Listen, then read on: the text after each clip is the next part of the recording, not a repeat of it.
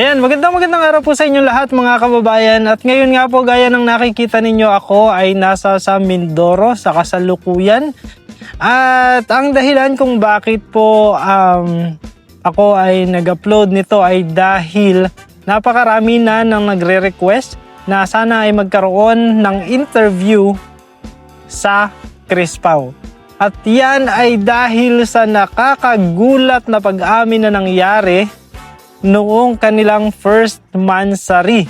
Ayan, I'm sure isa kayo sa mga nagulat nung biglang umamin si Pugong Biyahero ng kanyang nararamdaman kay Chris na habang sila ay kumakain. Ngayon, ang tanong po ay, totohanan na ba talaga ito? O baka naman ito ay isang prank?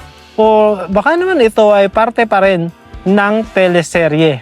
Yan po ay tanong na alam kong marami pa rin ang nagtatanong sa kasalukuyan. Kaya naman ang tanong ay, magkakaroon kaya tayo ng pagkakataon para ma-interview ang Chris Pao?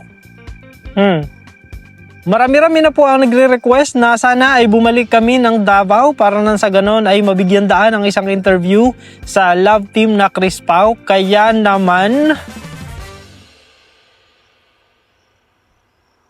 hindi ko po kayo kayang tanggihan.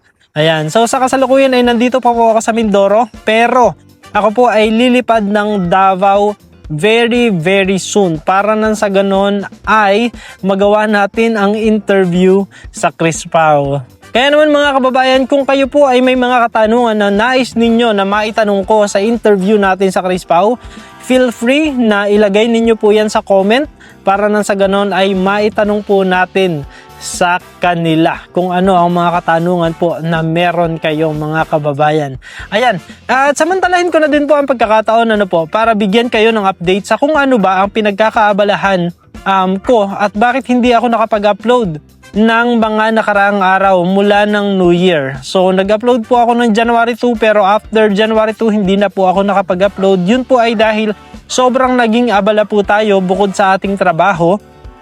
Na yun po, kami po ni JR kasi ay full-time employee pa rin sa kasalukuyan. Ako doon sa aking trabaho. Bukod po doon ay sa kasalukuyan ay naghahanap din po tayo ng ating mga little Chris Pao.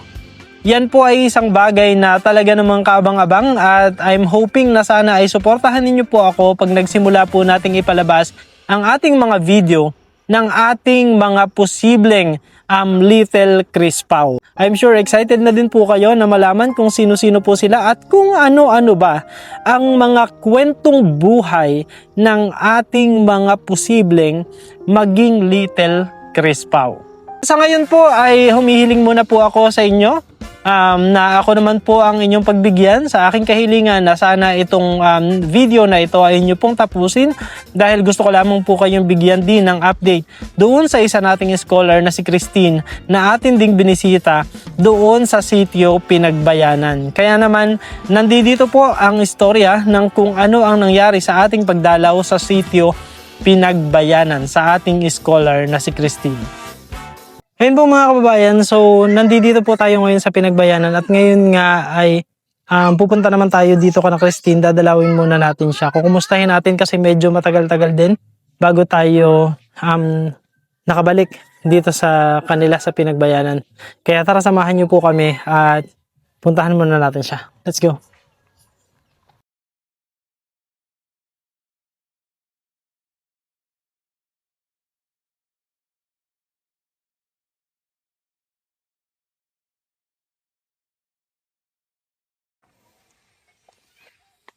Ayan po. So, nandito na po tayo kana Christine.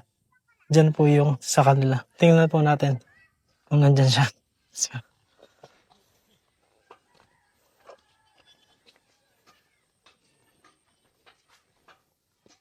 tao po. Ayan. Si Christine. Hello. Saan tayo? Ay, dito. Dito muna tayo punta.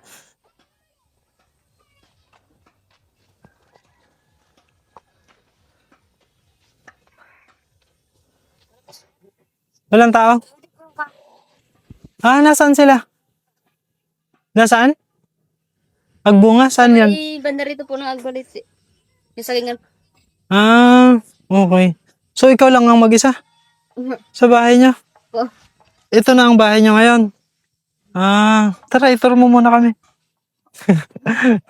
I-house tour mo kami. Ayan. So, ito po yung dati nila na bahay. Kung nung time na nag-vlog po tayo, ito po yon. Pero nung huling balik po kasi natin, sabi nga ng nanay ni Christine, ito na po yung pinapagawa nila. Itong isa na to. So, sa kasalukuyan, meron na siyang dingding na gawa sa, ito yung mga palapa ng nyog. No? Palapa ng nyog. Oo. So, ayan si Christine. Pero wala po yung nanay niya. Siya lang po yung nandito, no? Sino yung nandyan? Lola mo? Lola mo. Hello po, magandang hapon po, Lola. Ayan. Tapos sino yung baby? Kaninong anak? Anak po ng kapat. Nanay. Ah, okay. Pwede pong pumasok? Ayan, pasok muna ako ha. Ayan, tara, pasok tayo. Okay lang. Gabi na. Okay. So, ayan po mga kababayan, ito yung ano nila ngayon. Ito yung bahay nila ngayon, though hindi pa tapos, no? Oo. Sana, makatulong tayo, no? Kasi, ito, nasa taas na to, lagayan ng damit, tulugan. Tulugan. Okay, tulugan nila. Ayan, ipakita mo nga daw. Yung tulugan nila dito. Ayan mo. Ayan, papakita natin. Ayan, ito po yung tulugan nila. Itong area na to, ang tulugan nila yan. Parang, second floor. Pero paano kayo makakakyat dito? Ah, dito, sa gilid. Nakakyat, pa ganon. Okay, medyo mahirap yan. Medyo challenging po yan ah. Pero ayun, so hindi pa po tapos yung kanilang bahay, ano? Ayan, so medyo natagalan po bago tayo makabalik. Pero ngayon po kasi walang tao dito sa bahay nila Christine kundi siya. Nasaan sila mama mo? Nasa Agbunga po. Agbunga? Anong ginagawa nila doon? Nagkugun po ata. Nagkugon. Nangunguha po ng yung pambubong, no? Pero itong nyo, may bubong na no? Ay, sa kampo po, yung yung sa kay Kuya Sherwin po doon. Ang kinukuha nilang kugon para doon sa kuya mo? Bakit may bahay ba doon ang kuya mo? Opo. Nagagawa po. Nagagawa. Kulang po lang baga. May bubong na po yung iba. Ay, kulang po. So, hindi na ba umuwi dito sa kuya mo? Nauwi po dito pag minsan. Paminsan-minsan na lang. Pero wala pa namang asawa yung kuya mo. Ewan, meron na pa ata. Hindi ko pa alam. Nagsasama na pa ata. Nagsasama na sila. Oh, okay. Kaya pala meron ng bahay doon. Pero 'di ba ang dating plano is may mga kahoy doon na yun ang gagawin talagang bahay. Apo. Nandoon pa din yung mga kahoy na yan. Nandun ba? Tapos yung iba po nandun po sa hulo, yung pangpalatpat daw po. Ganun. Oo. Nandun po sa hulo. Okay. Pero so dito kayo natutulog? Ako po dyan sa taas. Diyan ka sa taas. Hindi ba nakakatakot? Hindi. Kasi bukas pa. Wala pang harang na Hindi naman po. Dati nga po doon din po ako sa taas eh. Doon din sa taas. Oo.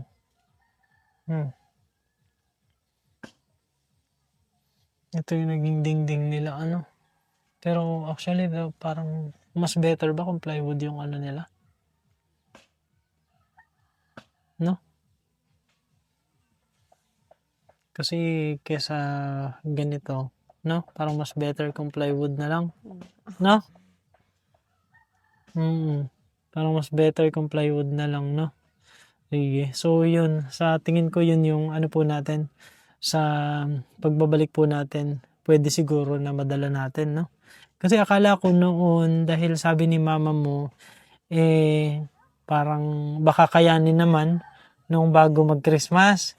Sabi niya gano'n. So, akala ko, pagbabalik namin dito at kung nakalipat na kayo, baka meron na kayong dingding. Pero turn out na yung iba pong part, wala pang harang, no? Wala pang dingding. Ayun. So, siguro yun po yung isang maitutulong po natin sa kay Christine sa ating pagbabalik kahit siguro ilang pirasong plywood makakatulong na, no? Para kahit papaano medyo masarahan yung mga ano, yung mga wall ninyo. Ano?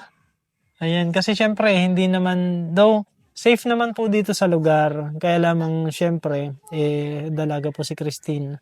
Tapos minsan wala kayong kasama dito ng lalaki ano. Minsan po. Mm.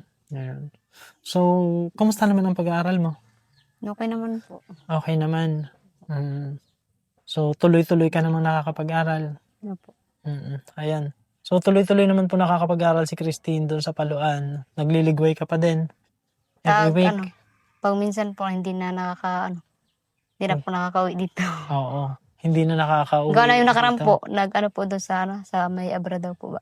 Oo, yung NPA. O daw po, ay bawal daw po lumigway at hindi na po kami nagligway yung nakaraan. Oo, ayun.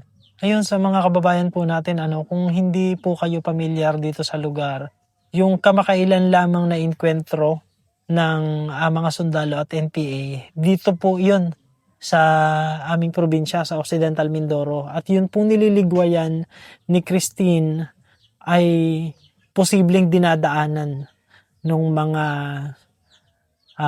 rebelde. Kaya medyo delikado. So yun yung reason kung bakit hindi po sila nakapagligway nung nakaraan. Ano? So yun. Pero pagka mga ganung pagkakataon naman po, ang ginagawa natin doon sa allowance ni Christine ay hinihingan ko po siya ng GCash number na kung saan natin ipapadala yung kanyang allowance at yun po ang isinesend naman natin sa kanya. Okay ka naman doon sa ganang setup, ano? Okay naman. Okay naman po. So, kaya lang ngayong darating na linggo, so bukas ay magliligway ka na ulit. Hindi, baka po magbabangka po kami. Magbabangka. Hati rin kayo. So, ihahatid po sila bukas kasi nga delikado pa rin sigurong lumigway, no? Pero kahapon ba, lumigway ka o nagbangka? Nagligway po kami hanggang Kalansan. Tapos yung luwati po sa Kalansan, sinundo na lang po kami doon. Oo, sinundo na lang sila doon. Ayun. So, bukas ihahatid kayo. Buti naman, maihahatid kayo. Ano? Pero... Bumimili po kasi yun ng paninda. Duloy, yung sasabay kayo. Ayun, sige.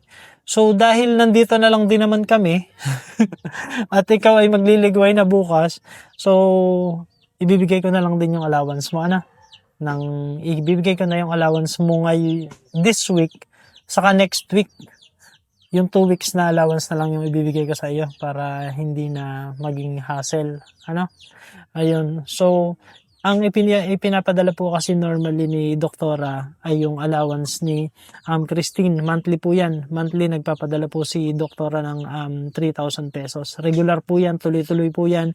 Wala pong palya yan si Doktora. Doktora Samantha Craig, maraming salamat po sa inyong walang sawang suporta sa pag-aaral ni Christine. At lagi po yan nangungumusta. Lagi kanyang kinukumusta kung kumusta ka na. Okay, kung okay ka ba. So, yan, Doktora, maraming salamat po sa inyong suporta. Anong gusto mo sabihin kay Doktora Samantha? Maraming salamat po sa naitulong niyo sa akin. Ayan. Tapos may sulat ka, di ba? May sulat ka kay Doktora Samantha. Nandiyan ba yung sulat mo? Or nadala ko na po doon sa Paluan. Nasa Paluan, ayun. Meron pong ginawang sulat si Christine kay Doktora Samantha at saka sa akin na din na iyon kung gaano po siya ka-thankful doon sa itinutulong ni Doktora Samantha sa kanyang pag-aaral. So yan. Basta pagbutihin mo lang yung pag-aaral mo, tuloy-tuloy lang. Tuloy-tuloy ka lang sa iyong pag-aaral. Dahil basta okay yung pag-aaral mo, dire-diretso, syempre yung suporta ni Doktora palagi lang nandyan. Yung suporta namin sa iyo, nandyan lang palagi. Ayan. So, ibigay ko na din sa iyo yung allowance mo for 2 weeks. Ayan. So, ibibigay na po natin yung allowance ni Christine for 2 weeks kasi meron po siyang allowance na 3,000 monthly. So, yung 2 weeks na ibibigay po natin is yung kalahati ng 3,000. So, ibibigay na po natin sa kanya yung allowance mo for 2 weeks. Ayan. 1,500. Ayan. Ayan. So, yan po yung allowance niya sa hanggang na yan. 2 weeks. So, parang hanggang end of January. So, ayan. Yung cellphone na gamit mo, kumusta? Sira na po yung sa akin. Sa kuya ko na po yan. Sa kuya mo yan. Opo. Ano nangyari doon sa cellphone mo? Hindi na po nagcha-charge. Hindi na nagcha-charge. Opo. So, anong ginagamit mo? Nabasa po siguro nung ulan yan, yung kami naliligoy. Ipag-ilaw po namin. Pag ginamit na. Anong ginagamit mo pag kailangan mo ng cellphone? Ito nga po, cellphone ng kuya. Buti okay lang sa kuya mo na nasa sayo. Opo, okay po. Pinapahiram ka naman niya. Opo. Nandun na nga po siya sa kampo. Yung kwa po niya, yung kasama po niya may cellphone din. Si kuya mo yung nakikigamit ngayon ng cellphone. Dahil yung sa kanya, ipinahiram niya sa'yo kasi nga nag-aaral ka. Opo. Ayun. So, kailangan mo pala ng cellphone. Hindi pa yan. Meron na pa. Sa kuya mo yan eh.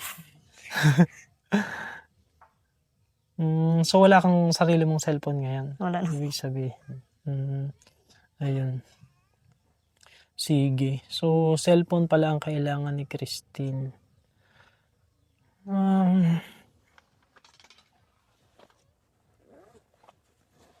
Kailangan niya ng cellphone.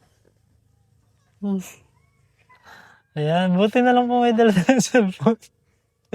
Ayan. So, eto. Para sa'yo to. Ayan.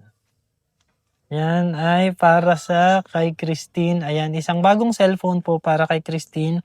Ito po ay nanggaling sa, kung natatandaan nyo po, yung sponsor na nakasama namin sa Vietnam, sa biyahe sa Vietnam, si Tita Minda. Tita Minda Blechinger, na nakasama din namin dun sa PB House. Napakabait po niyan si Tita. Sobrang bait. Pinagluluto niya kami at napaka-masikaso talaga. And napakabait niya na bago po kami naghiwalay nung nandun kami sa PB House, nagbigay po siya ng cash para kay Christine. Ayan, nagbigay siya ng cash para kay Christine. Mula po kasi noon ay hindi pa ako nakakabalik dito, kaya hindi ko pa naibibigay sa iyo. Nitong nakaraan naman na buwan, yung padala naman ni Doktora Samantha Craig ay may sobra naman yung pinadala niyang allowance sa iyo. Kaya naisip ko na sa halip na cash yung ibibigay sa iyo ay ipinambili po natin siya ng cellphone. Ayan. Buti naramdaman ko na yung cellphone mo ay hindi na pala okay. Kaya naman tamang-tama dahil nabilhan po natin siya ng cellphone na magagamit niya sa kanyang pag-aaral. So ito po once again ay galing po sa pinagsamang nagmula kay Tita Minda Blechinger at sa kay Doktora Samantha Craig. Kaya maraming salamat po sa inyo, Doktora and Tita Minda. Ayan, Christine, para sa iyo yan. Brand new cellphone para sa iyo. Sige, buksan mo nga daw.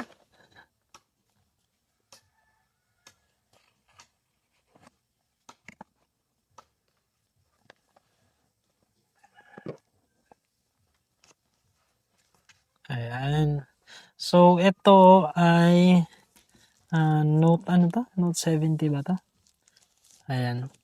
So, bago siya pero pinalagyan ko na siya ng tempered glass para hindi siya para hindi magasgas yung niya. Ano pangalan nito? Screen po. Yung screen. So, pinalagyan ko na siya ng tempered glass para nang sa ganun ay mas tumiba, mas matagal mong magagamit. So, anuhin mo na lang kasi parang may bakas nung nagkabit kasi ng tempered. So, yan. Ito po yan. Nasa bang power nito? Buksan nga natin.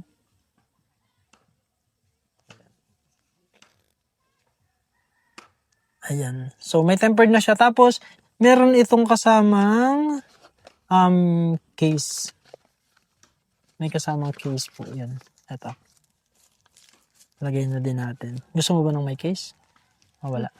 Para protected yung mo, cellphone mo, no? Ayan.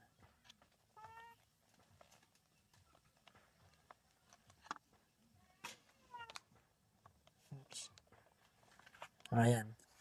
Ayan po yan. So, may bagong cellphone si Christine. Ayan. So, anong gusto mong sabihin kay Dr. Samantha sa kay Tita Minda? Maraming salamat po sa inyo. Ayan. Gamitin sa pag-aaral, ha? Opo. Pabutihin mo yung pag-aaral palagi. Tapos, meron niyang kasama na ito, earpods. So, para nagagamit mo siya. Ano siya? Para sa tenga. So, hindi yan headset. Wala siyang wire. Earpods na siya. Bluetooth lang. Bluetooth connection. No? Ayan. Happy ka? Opo. Ayan. So, bukas, Christine, gusto ka rin kasing makausap ni Doktora, makakwentuhan ba? Okay, pwede kang pumunta doon ng umaga siguro, doon sa Tialeti na lugar. Pwede Doon naman po. kasi yung yung wifi, yung Starlink po kasi na ginagamit namin, yung Starlink Mini, doon po namin nilalagay kasi doon ay malinaw dahil walang masyadong obstruction. Hindi po namin madala dito kasi nga marami pong obstruction dito kasi maraming puno. So, baka hindi niya din naman makausap ng maayos si Doktora kung sakali. So, bukas, kung makakapunta ka doon, siguro mga 9 a.m. para makausap ka ni Doktora. Ha? Okay po. Ayan. Sige. Kumusta na si mo? Kumusta na si mama mo? Yung, May sakit pa rin or okay yung nakaraan lang? po yung umalis pa ako dito, yung inubo po yun eh. Kaya nga po yung kagabi po ako iyakan. Yung ako dumating. Ano na? Iyakan po ako kagabi. Yung Bakit? dumating. Dumating po ako, wala pong tao sa bahay. Tapos yung kuya ko po, na sumunod sana sa akin sa Kalansan, umuwi din dito. Dito rin po natulog kagabi. Tapos kanina, sinabi ko sa kanya na, punta mo ang mga nanay, yaw, pabayan din. Ayun. Yan po, punta na po siyang, ngayon po ang uwi nila, mami. Uwi sila mama mo. Buti naman, para may kasama ka din dito. Sino kasama mo dito kagabi? Yung kuya mo? Yung kuya ko po dito natulog, tapos may kasama po akong babae, ay kapatid sa pinsan, kay Nidalin. Pinunta ko sa kanila. Nagpasama ka? Sabagay, saka may mga naman yung mga kapitbahay niya, mga kamag-anak niya din. Anong plano mo sa pagkatapos mo ng ALS? Pagkatapos mo dyan? Kasi mag-first year high school ka na, di ba? Gusto mo ba dito mag-aral? Ha? O gusto mo sa Talauto mag-aral? Hindi ko pa po. Hindi ka lang. Baka pag-isipan mo, ha? Pwede ka namang, kung gusto mo na sa Talauto mag-aral, doon ka sa amin. Para makapag-aral ka ng maayos. Ayan po mga kababayan. So sa ngayon hanggang dito na lang po muna yung ating video dahil gusto lang po talaga natin na makumusta, mabalikan si Christine, makita kung ano yung kalagayan niya, kalagayan ng pamilya nila. At yun nga, isa pa ay para din madala natin yung cellphone para sa kanya na galing kay Tita Minda saka kay Dr. Samantha Craig. Once again, maraming salamat po Dr. Samantha Craig sa inyong patuloy na pagsuporta sa kay Christine sa kanyang pag-aaral. At ganoon din po kay Tita Minda Blitchinger. Napakabait ni Tita na nagbigay po siya ng cash para sa kay Christine na siya naman nating idinagdag para nga doon po sa kanyang cellphone.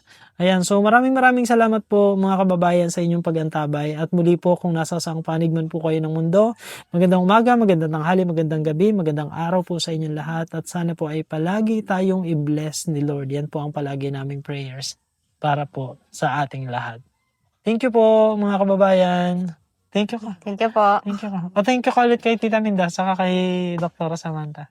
Thank you po, Tita Minda and Dr. Samantha. Maraming salamat po. Ayan. Thank you po ulit. Bye-bye. Bye-bye. Bye-bye. Bye-bye. Kakan mo na. May kinuha doon po si Christine. Hindi ko alam kung ano yan. Ano kinuha mo? Wow! Wow! Suha! Suha to, di ba? Opo. Suha, wow! Dalawa. Oh. Suha. Para sa akin to? Opo. Thank you. Ayan mga kababayan, may suha po. Sa tanim niyo to? Sa bukid? Opo, sa ulo. Sa hulo? Opo. Ayan. May bibigay po siya sa ating suha. Ayan, meron na naman po akong iuwi. Nung huling punta ko po dito, meron din po akong inuwi na ano nga bang tawag doon? Dayap. Hindi dayap yun eh. Ano ang tawag doon? Ano? Ano nga ba yun? Parang, oo, hindi siya kalamansi eh. Kalamansi yung iba, pero yung isa, ano nga ba yun? Hindi dalandan eh. Ano nga? Ano tawag mo doon? Oo. Hindi mo matandaan? Ayun, basta meron siyang ano.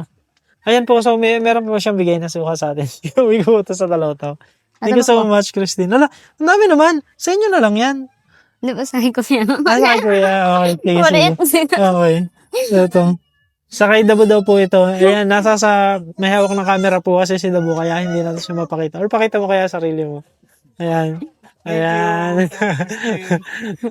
Ayan. So, meron po tayong uwi na suha. Galing kay Christine. Thank you so much, Christine. Ha? Ano naman yun? Ha? Ano nga naman yun? Suha. Pomelo. Yung kulay pink. Tama? Pink tayo na. Hindi po. Maasim. Ano? Kulay pot. Maasim. Medyo, parang dalandan. Ang laki. Okay.